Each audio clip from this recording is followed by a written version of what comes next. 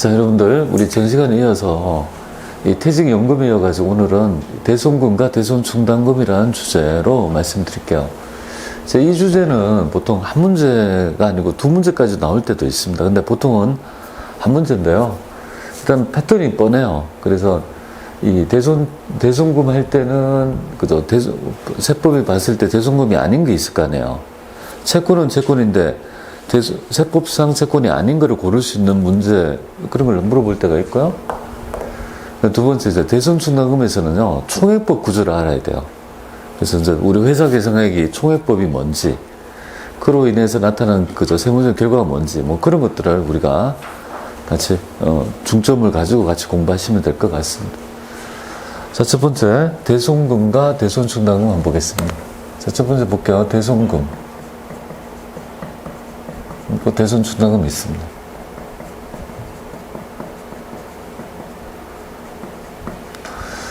자, 대손금은 회수불능 채권이죠. 회수불능 채권이고요. 언제 일어날까요? 당연히 이거는 회수불능 채권은 기중에 나타나죠. 그죠? 기중에 나타난다. 그러니까 대손충당금 설정은 위험을 평가하는 행위지 않습니까? 채권의 위험을 평가하는 거죠. 여기 앞에 채권의 위험. 채권의 위험을 평가하는 과정이잖아요. 그죠? 이거는 언제 할까요? 기말에 일어나죠. 그러니까 이렇게 지금 일어나는 거 아니겠습니까? 기중에는 대손금, 기말에는요. 대손충당금 이렇게 되니까 세무조정 하려면요. 무조건 얘부터 뭡니까? 1순위 행하고 그 다음에 뭡니까? 2순위 행해야 된다. 이렇게 보시면 되겠습니다. 이렇게, 그래서 이제 타이틀이 뭐예요? 대손금과 대손충당금 이렇게 돼 있죠. 그러니까 이 세무조정은 대손금부터 먼저 조정을 하는 거예요. 그게 다 끝난 후에 대손충당금 세무조정을 해야 된다라고 보시면 되겠습니다. 자, 그러면 한번 여러분들 보도록 할게요. 이게 회수불능 채권이잖아요. 그죠? 그러면 회수할 수 없다는 있죠. 개념이 우리 기업이 판단하는 걸 배제합니다. 그래서 우리 법인세법은요, 우리가 법정 사유로 나오죠. 회수불능이라는 거는 법에서 정한 거 있죠. 법에서 정한 사유에 해당이 될 때, 그죠? 네, 그때 이제 인정한다. 이렇게 보면 돼. 법정 사유가 해당이 돼야 되죠. 회수불능이라는. 그 다음에 두 번째는 이제 채권의 뭡니까? 채권의 이제 범위. 어디까지를 세법상의 채권의 범위로 볼 거냐. 그죠? 이렇게 두 가지의 논점이 있다고 보시면 되겠습니다. 첫 번째 볼게요.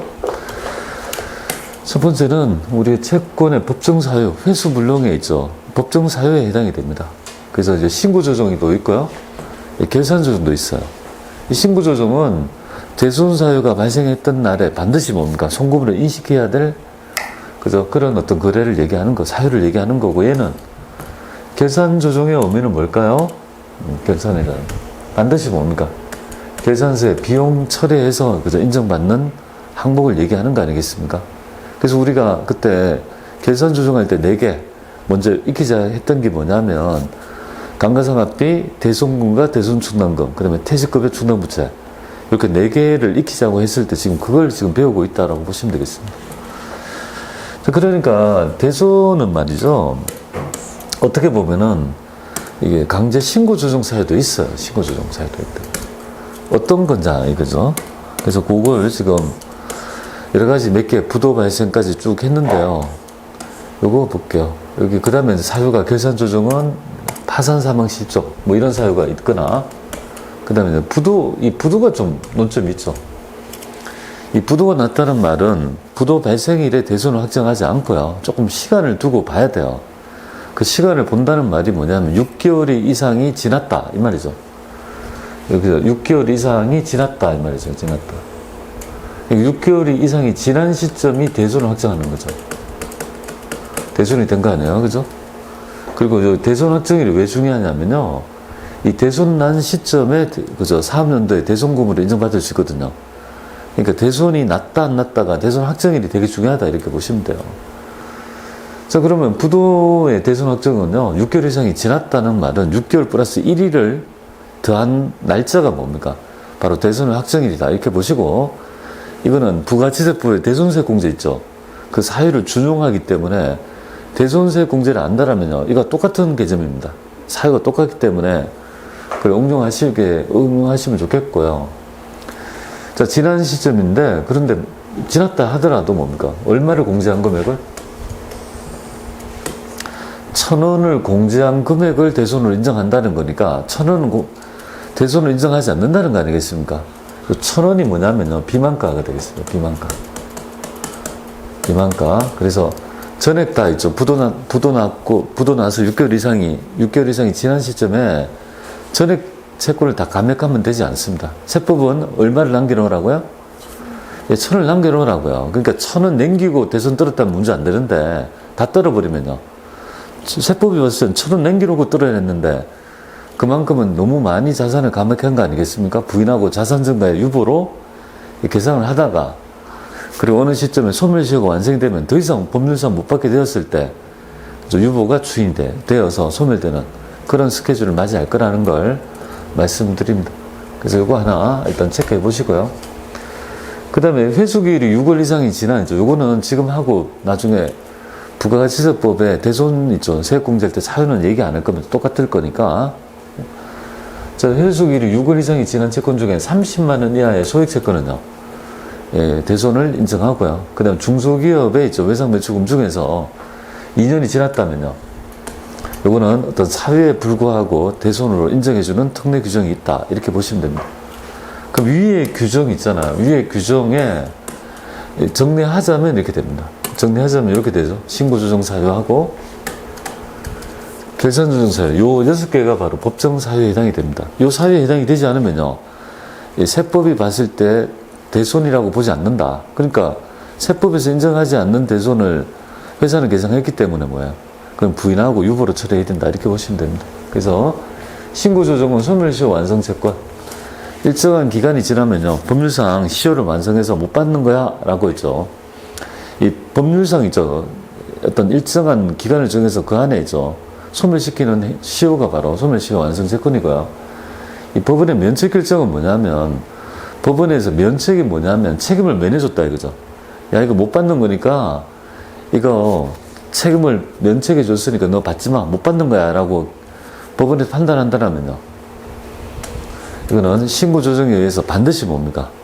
송금산입, 회사에 회계처리 안 했더라도, 했다면 괜찮다, 안 했더라도 뭐야? 반드시 송금산입해야 될 항목이라면 이 결산조정은 어떻게 됩니까? 당연히 회계처리를 통해 가지고 있죠. 받아야 되겠죠, 그죠? 파산사망 실종, 부도 6개월 이상이 지났다. 6개월 이상이 지난 것 중에 30만 원 이하의 소액채권, 그 다음에 2년이 경과한 중소기업 채권. 자, 이런 것들은 대손으로 인정하고 있다, 이렇게 보시면 됩니다. 이게 바로 6개가 법률상의 법정사유, 대손금의 법정사유다, 이렇게 보시면 되겠습니다. 자, 그러면 요거 보시면은 대손 확정일이 되게 중요하죠. 왜 확정이 중요하냐면 이때 사업연도에 그죠, 송금산입이거든요. 대손금의 송금산입연도가 바로 대손 확정일에 속하는 거죠. 그래서 판산사망 실종이 만약에 2022년도 10월 10일이라면 대손 확정일과 동일해요. 왜? 법원에서 파산을 선고하지 않겠습니까? 요 날짜에 송금이 됩니다. 소멸시효 완성도 뭐야? 시효 완성일과 대손 확정일이 같습니다. 그러니까 요 연도에 그죠, 송금으로 인정하면 되겠고요. 부도 발생은요, 10월 10일이라면 6개월이 딱, 그 다음 연도 4월 10일이고 하루를 더 하면요, 4월 11일이 되는 거 아니에요, 그죠? 이때 대손 확정이 속하는 연도는요, 2023년도니까 2023년도에 뭡니까? 이 대손으로 확정해야 된다, 이렇게 보시면 돼요. 기속을 여러분이 대손 확정일을 좀 보시면 될 것 같습니다. 6개월 이상이 지난 30만 원의 소액채권은요, 공급일이 때문에 6개월이 지나야 되잖아요. 그죠? 이상이 지났으니까 이날에 대손을 인정받는다, 이렇게 보시면 되겠습니다. 자, 우리 공개기출 문제에서 어떻게 나오는지 볼게요. 다음 중 중소기업의 매출채권의 명세표래요. 그리고 여기 신고조정이다, 그죠? 신고조정으로 송금산입할 수 있는 금액은 얼마냐, 이렇게 돼 있죠, 그죠? 그럼 이 중에서 신고조정을 찾아봐야 될 거 아니겠습니까? 신고조정은 2개, 소멸시효 완성, 법원의 면책결정, 그것만 찾으시면 되겠습니다. 근데 면책결정은 시험에 공개기출 문제 나온 적이 없어요. 소멸시효밖에 없어요. 하나밖에 안 나오죠. 난 부도니까 이건 결산. 그래서 이제 소멸시 완성 채권이니까 여기 2억 되겠습니까? 되겠죠, 그죠? 2억 원이 있죠. 예, 정답이 되겠습니다. 되겠죠, 그죠? 자, 그러면 우리가 이걸 신고 조정인지 아닌지를 배웠다면, 법정세를 배웠다면, 그 다음에 채권의 종류 있죠. 왜냐면 대손금의 정의가 회수 불능 채권이니까 채권에 대한 개념이 있잖아요. 범위를 우리가 알아야 될 거 아니겠습니까? 그래서 채권에는요, 별다른 제한을 두고 있지 않습니다. 채권에 대해서는요, 별다른 제한을 두지 않는다. 그 말은 외상 매출 채권이든 영업 외적 채권이든 그건 중요하지 않는다. 다 인정한다 이거죠. 단 아래에 있는 뭡니까? 이 5가지에 관한 있죠. 요 채권은요. 요 5가지는 세법상 채권을 보지 않겠다는 겁니다. 그러니까 얘는 세법상 채권이 아니니까 대손을 인정한다 안 한다? 대손을 인정하지 않겠다는 거죠. 요 5가지는 뭐야? 그건 세법상 채권이 아니다 이 말이에요. 세법상 채권이 아니라는 말은 있죠. 얘가 만약에 못 받게 되었다 하더라도 당연히 뭐야?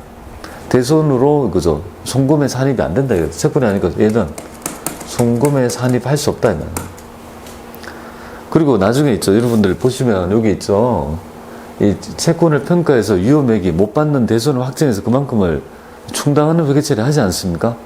그때 채권자에게 대손율을, 적립률 있죠. 설정률을 곱해가지고 구할 때, 그때 채권 있잖아요. 채권 금액의 얼마를 설정할 때, 이런 것들이 있다라면요. 이거는 세법상의 채권이 아니니까, 이 안에 뭡니까? 나중에 이제 2단계에서 여러분들이, 세무상 있죠. 채권자에게서,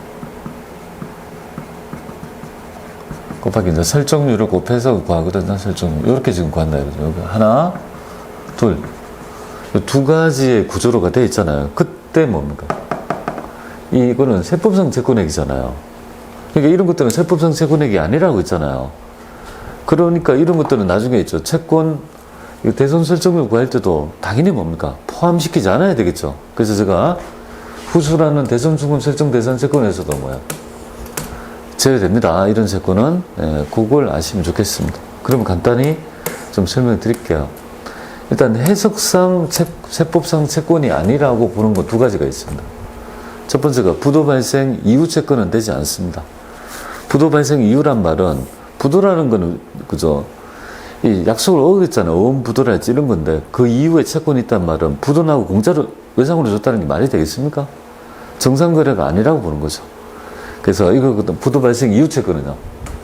이전 채권이 하나죠. 이후 채권은 세법상의 채권 아니라고 보는 사고고요. 그 다음에 저당권이 설정되어 있다면요. 우리 채권은 외상이니까 이거를 다른 수단을 통해서 변제받을 수 있는 권리가 저당권 아니겠습니까? 그래서 이 돈을 못 받는다 하더라도 저당권을 실행함으로써 회수할 수 있지 않습니까? 그러니까 이제 세법상의 채권이 아니다 이렇게 보시면 됩니다. 이 2개는 해석상 뭐야? 우리 그 대손이 될 수 있는 게 아니에요. 대손 났다 할 수가 없는 거고. 그 다음에 이제 첫 번째는 매출수익 미수금은 뭐냐면 부가가치세 환급수익을 얘기합니다. 우리 분기별로 부가가치세 회계 처리할 때 예수금과 대급금 네팅하지 않습니까? 그래서 낼 거 있으면 미지급 세금, 받을 거 있으면 어떻게 됩니까? 미수금이죠. 그걸 얘기합니다. 부가가치세 환급세액 있죠. 부가가치세 환급세액은 대손날 위험이 있습니까? 없죠. 국가로부터 있죠. 환급 받는 건데 뭔 대손이 나요? 기말에 미수금이라는 계정이 있지만 그거는 뭐야? 대손 날 수가 없죠. 그래서 이런 것들을 대손 났다 하면 예, 송금에 산입되지 않는다 이렇게 보시고 그 다음에 우리 법인이 보증을 써가지고 있죠. 예, 그게 보증을 쓰고 그러면 거기에 있는 보증 쓴 사람이 돈을 갚지 않아서 내가 대신 변제해주고 나랑 있죠. 이 보증 쓴 사람하고 구상채권이 발생하는데요. 이런 것들도 뭐야? 해당되지 않는다 이렇게 보시면 되겠어요. 미수금. 그리고 특수관계자에 따른 업무무관 가질 것 이런 것들은요. 채권이 아니다 이렇게 보시면 송금 산입도 안 된다. 왜 이렇게 되냐면요. 간단히 좀 말씀드릴게요. 이거는 이상성 있는 행위 때문에 첫 번째 한번 볼까요? 저희 법인이 있고요. 우리 주인공입니다. 법인이 있고 갑이라는 법인이, 갑이라는 사람하고 을이라는 사람, 이 법인이 있습니다. 이 갑이라는 법인이 있다 이거죠. 그래요, 대여를. 돈을 빌려줍니다. 갑 법인이 을한테 있죠. 돈을 빌려줍니다. 1,000억 할까요? 근데 법인이 웬 오지랖? 그죠? 여기서 뭘 쓴 거예요, 여기? 보증을 쓴 거예요, 보증을.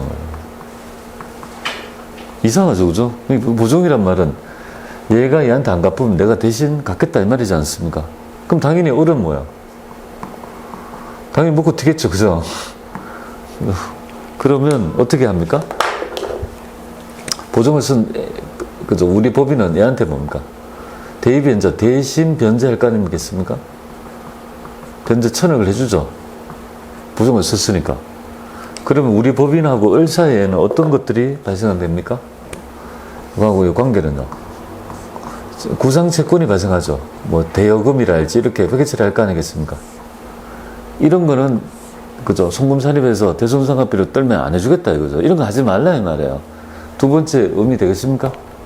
그래서 안 되고요. 근데 세 번째 한번 보겠습니다. 세 번째는 왜 세법상에 있죠. 우리 회수불능이라고 보지 않느냐면 이 되게 짜고 치는 고수 이상 두 개 다 이상성이 있는 행위를 얘기합니다.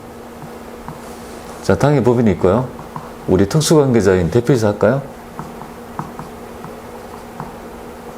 대표이사한테 자금을 가지급합니다. 1,000억. 법인세는 20% 하겠습니다. 그럼 당연히 얘는 뭐 합니까? 먹고 튀어야죠, 그죠? 먹고 튀면은 여기에 있는 가지급금 있죠. 가지급금 요거는 대손이 되지 않는다, 그죠? 대손을 인정하지 않겠다. 이유가 있겠죠. 만약에 이걸 대손을 인정한다면 이런 행위를 할 수 있어요. 대표이사를 불러가지고 하와이를 가라, 하와이. 내가 100억 줄게. 맞잖아요? 그럼 100억이라는 건 뭐냐면 이거 가지급금 1,000억에 대해서 대손 났다고 만약 인정해주면은 법인세만 하더라도 1,000억에 20%니까 200억을 아낄 수 있는 거 아닙니까? 내가 낼 세금이 있다라면. 그러면 200억 세금 절감해서 100억 주고 내가 유용할 수도 있고 또 원본이 얼마 있어요? 1,000억을 세탁할 수 있으니까 이거 이상한 얘기를 하더라고요. 그죠? 그래서 이 당의 법인의 업무와 관계없이 지급한 가지급은요. 일체 그저 대손을 인정하지 않는다. 이렇게 보시면 되겠습니다. 취지 아시겠죠? 자, 그리고 있잖아. 나중에 대손 충당금 설정할 때 채권에도 제외한다. 왜 제외하겠습니까? 얘는 이렇게 지금 말씀드렸던 거는 세무상 채권이 아니라고 했지 않습니까? 이런 것들은 세무상 채권이 아니니까 송금이 안 된다는 거잖아요. 세무상 채권이 안 되니까 당연히 여기에도 뭐예요? 포함하면 안 되는 거 아니겠습니까? 그런 점을 좀 염두해 주시면 되겠습니다. 자, 그러면 대손금의 세무조정은 자, 보죠. 대손금의 세무조정은 뭐 유보로 계산하는데 한번 보죠. 얘가 회사는 단기 결산 후 외상매출금에 있죠. 잔액은 1,000만 원이래요. 요거는 재무상태표상에 있죠. 외상매출금의 잔액이죠. 근데 그 재무상태표상의 얘기고 우리가 중요한 거는 세무상 외상매출금이 중요한 거 아니겠습니까? 첫 번째 볼게요. 회사는 단기에 뭡니까? 7월 1일 부도가 발생했대요. 그리고 500만 원을 다 대손상각비로 대손출했대요. 얘는 그죠? 귀속이 맞지 않아요. 6개월 이상이 지난 시점에 대손인데 지금 바로 떨면 됩니까? 아니잖아요. 그러니까 올해 연도에 안 떨면 안 돼. 7월 1일 하면 내년도 뭡니까? 그죠? 올해 12월 30일, 내년도 7월, 그 다음 연도 1월 1일이고 1월 2일이 대손 확정이 되거든요.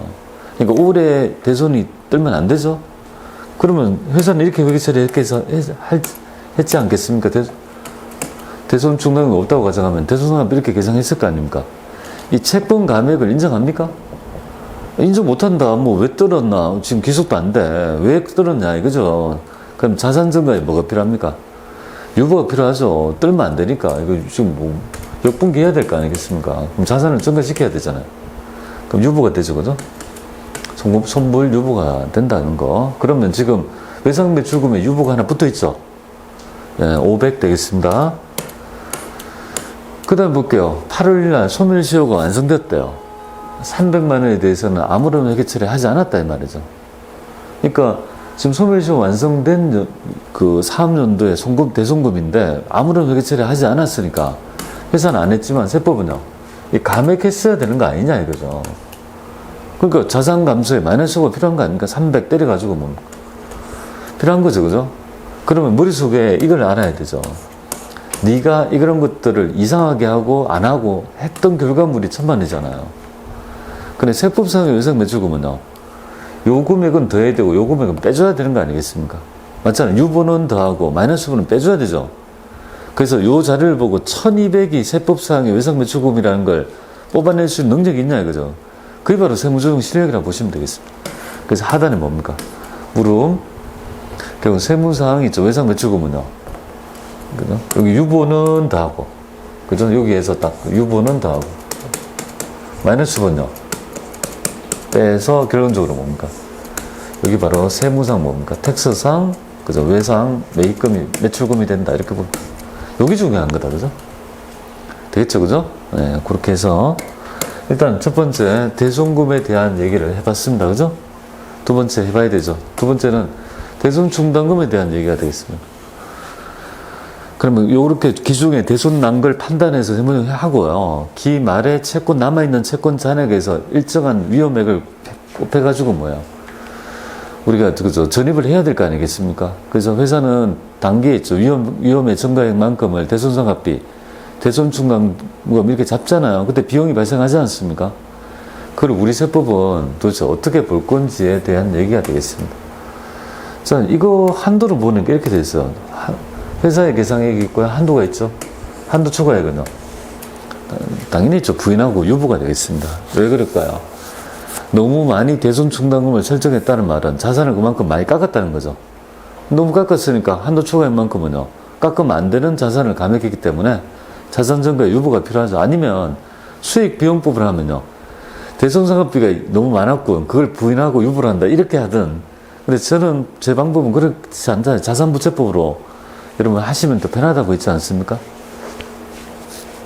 자, 그때 있죠. 여러분이 알아야 될 점은 회사의 계상액과 한도를 비교할 때 있어가지고요, 회사의 계상액이 총액법 회계처리라는 말이 도대체 뭐냐 이거잖아요. 요걸 이해해야 돼요. 요걸 시험 문제 내요. 만약에 두 문제 낸다면, 그죠? 감가상각비와 대손충당금은 두 문제까지 내는 항목입니다. 낼 때도 있고 안 낼 때도 있지만 두 문제까지 나온다 이렇게 보시고, 그러면 이제 총액법이 뭔지 요 자료를 가지고 여러분하고 같이 개념을 익혀볼게요. 지금 대손충당 잔액은요 100원이라 가정합니다. 그리고 단기에 400원이 회수 불능이다. 그죠? 그럼 지금 잔액이 얼마입니까? 60원 되나요? 왜냐면 잔액을 따라가야 되잖아요. 잔액에서 무선 끌어졌으니까 40원, 잔액 60원. 그리고 기말 충당금은 얼마가 되겠습니까? 90원 예상이 되니까 보충하면요 30원을 보충했다. 그죠? 계상했다. 이 의미 아시겠죠? 그러면 회사의 회계 처리는요, 첫 번째 100원에서 끌어 쓰죠. 그리고 있죠, 여기서 90이 되도록 하려면 충당금을 더 늘려가지고 90이 되도록 해서 기말을 이렇게 설정을 하지 않겠습니까? 그러면 올해 회사가 계상한 거는 얼마죠? 올해가 회사가 계상한 거는요, 당연히 대략 30이잖아요. 그죠? 회사 계상액이 30원이잖아요. 그죠? 그런데 이게 아니라는 사실이야. 그게 아니라는 사실이야. 우리 세법상의 회사 계산은 얘가 아니라는 거죠. 얘는 우리가 보충법이잖아요. 보충법에 의한 있죠, 단기의 비용 계상액이죠. 근데 세법은 그렇게 보지 않는다는 거죠. 세법은 어떻게 보느냐면요, 총액법이라고요. 그럼 총액법은 어떤 의미를 내포하는지 볼게요. 총액법은 여기에 외상매출금이 잔액이 100원 있잖아요. 대손 났어요. 자, 뭐 끊었어요. 그럼 잔액이 얼마 있습니까? 60 남죠? 일단 얘를 다 환입 잡아요. 그럼 100원에 있던 걸 전부 다 잡으면 어떻게 됩니까? 다 100원에서 이제 제로로 해가지고 이제 완전히 환입해서 0으로 만드는 거예요. 그러면 입금이 얼마 됩니까? 수익 이렇게 잡았죠, 입금. 잡고 그 다음에 어떻게 하냐면 아무것도 없는 상태에서 위험을 평가해 보니까 90이 예상이 되더라. 그럼 대손상각비 90, 대손충당 90 이렇게 되겠죠. 그러면 여기서 보세요. 입금은 60이고 송금은요 90이 되니까 소득금액은 30이니까 그 소득금액에는 영향이 없지만 회사의 계상액은요 순회을 하면 30이 되죠. 그죠? 그런데 총액을 하면요. 90이 되지 않습니까? 그러니까 한도도 뭡니까? 총액법으로 한도가 나오거든요. 한도 자체도 총액법 한도거든요. 만약에 순액법이라면 채권에서 대손설정률에서 이미 설정한 금액을 뺀 나머지가 뭐야? 보충법의 한도가 되는 거 아니에요. 근데